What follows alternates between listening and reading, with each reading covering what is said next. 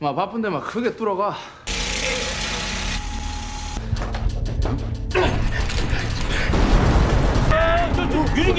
মুভিটি একজন তেল চোরের কোটিপতি হয়ে ওঠার গল্প। টিমওয়ার্ক কিংবা গ্রুপিং কাজে যদি একজন মাত্র বিশ্বাসঘাতক থাকে, তাহলে সেই বিশ্বাসঘাতকতা পুরো টিমকেই ধ্বংস করে দিতে যথেষ্ট। বন্ধুর বিশ্বাসঘাতকতায় আরেক বন্ধুর মৃত্যুও হতে পারে, তবে সেই মৃত্যু থেকে শিক্ষা পেয়ে ভালো হয়ে যেতে পারে অনেকগুলো অপরাধী। এমনই এক চোরের টিমের অসাধারণ গল্প নিয়ে নির্মিত থ্রিলার ও সাসপেন্স ভরপুর সাউথ কোরিয়ান মুভি পাইপলাইন। মুভির শুরুতেই আমরা মুভির মেইন ক্যারেক্টার ড্রিলবিটকে দেখতে পাই। তার কাজ ছিল সাউথ কোরিয়ার বিভিন্ন শহরের আন্ডারগ্রাউন্ডে ছড়িয়ে থাকা তেল সাপ্লাইয়ের পাইপ থেকে ইনলিগ্যাল পাইপলাইন বের করা। মূলত সে টাকার বিনিময়ে এটি করত বিভিন্ন তেল চোর অসাধু ব্যবসায়ীদের জন্য।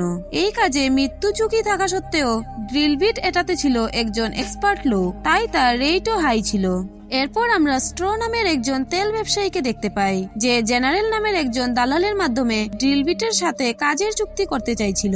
কিন্তু ড্রিলবিটের কাজের রেট হাই থাকায় জেনারেল ওয়েল্ডার নামের একজনের সাথে কাজের ডিল ফাইনাল করে এবং স্টোর থেকে নেওয়া বাকি টাকা নিজে আত্মসাৎ করে। ওয়েল্ডার কাজটি করতে গিয়ে ঠিকভাবে করতে না পারায় তেলের পাইপ ফেটে সেখানে বড় একটি বিস্ফোরণ হয়। সে এসব পাইপে ড্রিল করতে পারফেক্ট ছিল না, কোন রকম সেখান থেকে সে প্রাণ বাঁচাতে সক্ষম হয়। এবার স্ট্র জেনারেলের উপর প্রচন্ড রেগে যায়, কারণ এই বিস্ফোরণের ফলে তার আর্থিক ক্ষতি তো হবেই, তার উপর পুলিশও তাকে ধরে ফেলতে পারে।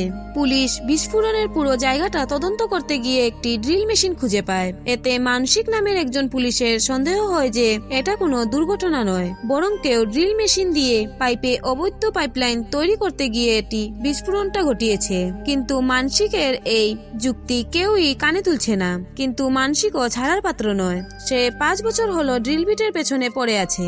এদিকে স্ট্র জেনারেলকে হুমকি দিয়ে সত্যিকারের ড্রিলবিটের সাথে তার দেখা করানোর জন্য। জেনারেল ভয় পেয়ে যায় এবং ড্রিলবিটকে অনেক অনুরোধ করে ট্রয়ের কাজটি করে দেওয়ার জন্য।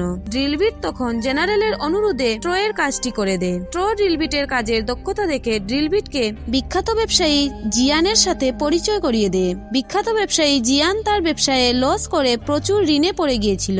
সে ড্রিলবিটের সাথে ডিল ফাইনাল করে। এবার ড্রিলবিটকে পাইপলাইন তৈরি করতে হবে শহরের সবচেয়ে বড় তেল সাপ্লাইয়ের পাইপ থেকে।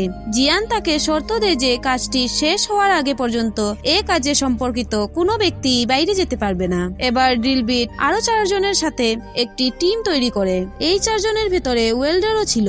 তারা একটি হোটেলের আন্ডারগ্রাউন্ডে কাজটি শুরু করার সিদ্ধান্ত নেয়। দেওয়াল ভাঙতে ভাঙতে তারা বুঝতে পারে এই জায়গাটি বেছে নেওয়া তাদের ঠিক হয়নি, কেননা এখানে ব্লাস্ট হওয়ার সম্ভাবনা বেশি। এটা নিয়ে দলের ভিতরে মনোমালিন্য সৃষ্টি হয়, কিন্তু তাদের কোনো উপায় ছিল না। কাজটি শেষ না করে তারা কেউ হোটেল থেকে বেরোতে পারবে না, তাই তারা আবারও কাজে লেগে পড়ে। কিন্তু সেখানে শক্ত পাথর বের হয়, সেটা ভাঙতে প্রচুর শব্দ হবে। তাই ওয়েল্ডারকে হোটেলে পাঠানো হয় জোরে মিউজিক বাজানোর জন্য, যেন মিউজিকের শব্দের আড়ালে আন্ডারগ্রাউন্ডের শব্দটা ঢাকা পড়ে। কিন্তু সে সময় হোটেলে পুলিশ ঢুকে পড়ে এবং ওয়েল্ডারের মিউজিক বন্ধ করে দেয়। তখন পুলিশ আন্ডারগ্রাউন্ডের শব্দ শুনতে পেয়ে সেদিকটায় সার্চ করতে যায়। সেখানে তারা কোনো প্রমাণ খুঁজে পায় না। ড্রিলবিট সবকিছু আগেই ম্যানেজ করে নিয়েছে, কারণ রিসেপশনে থাকা টিনা নামের মেয়েটি আগেই ড্রিলবিটকে খবর পাঠিয়ে দিয়েছিল।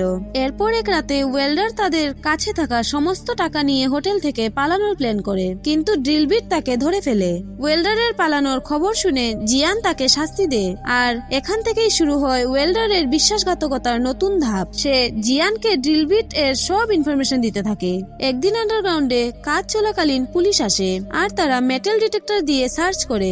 ড্রিলবিটদের সমস্ত যন্ত্রপাতি লোহার হওয়ায় মেটাল ডিটেক্টর এটি ধরতে পারে। এখানে পাইপ লিক হওয়ায় ড্রিলবিট বিষাক্ত গ্যাসে প্রায় মারা যাচ্ছিল, কিন্তু তার টিমের সদস্য চিফনা তাকে সেখান থেকে বাঁচিয়ে নিয়ে আসে। কোনো মতে পুলিশ এবং মৃত্যুর হাত থেকে বেঁচে যায় ড্রিলবিটরা। চিফনা তার টিমের কাছে অনুরোধ করে তাকে যেন একবার বাইরে যেতে দেওয়া হয়, কারণ তার স্ত্রী অসুস্থ। তখন সবাই লুকিয়ে তাকে বাইরে বের করে দেয়, কিন্তু সে আবারও ফিরে এসে জানায় তার স্ত্রী আগেই মারা গিয়েছে। সে তাকে আর দেখতে পারল না। কিন্তু চিফনা হোটেলের বাইরে গিয়েছিল এ কথাটি জিয়ানকে জানিয়ে দেয় ওয়েল্ডার। জিয়ান তখন চিফনাকে মারতে থাকলে ড্রিলবিটরা প্রতিবাদ জানায় এবং তাদের চুক্তি বাতিল করতে চায়। কিন্তু জিয়ান জানায় সে ড্রিলবিটের মাকে কিডন্যাপ করে রেখেছে। সে কাজ না করলে তার মাকে মেরে ফেলা হবে। বাধ্য হয়ে তারা আবারও কাজ করতে শুরু করে। এবার চিফনা অসুস্থ হয়ে পড়ে যায়। আসলে তার ক্যান্সার ছিল, তাকে দ্রুত হসপিটালে নেওয়া প্রয়োজন ছিল, কিন্তু জিয়ান তাদের বাধা দেয়। দুপক্ষের সংঘর্ষে চিফনা মারা যায়। জিয়ান তাকে গুলি করে মেরে ফেলে। এ সময় সেখানে মানসিক এসে পড়ায় চিফনার লাশ ফেলে সবাই পালিয়ে যায়। এদিকে ড্রিলবিটের বন্ধু জেনারেল তার মাকে উদ্ধার করে নিরাপদ জায়গায় নিয়ে যায়। ড্রিলবিট এটা জেনে পুরোপুরি জিয়ানের বিরুদ্ধে লেগে যায়, কারণ এখন আর তার কোনো দুর্বলতা নেই। সে জিয়ানকে ফোন করে বলে পুলিশ তাদের পিছু নিয়েছে, তাই এই কাজ করতে তারা এখন বেশি টাকা নেবে এবং কাজ শেষে বিদেশে গিয়ে সেটেল হবে। জিয়ানের আর কোনো উপায় ছিল না, তার কাজটা করতেই হবে, কারণ তেল চুরি করতে না পারলে সে কোনোভাবেই তার লোন পরিশোধ করতে পারবে না। তাই সে ড্রিলবিটের শর্তে রাজি হয়ে যায়।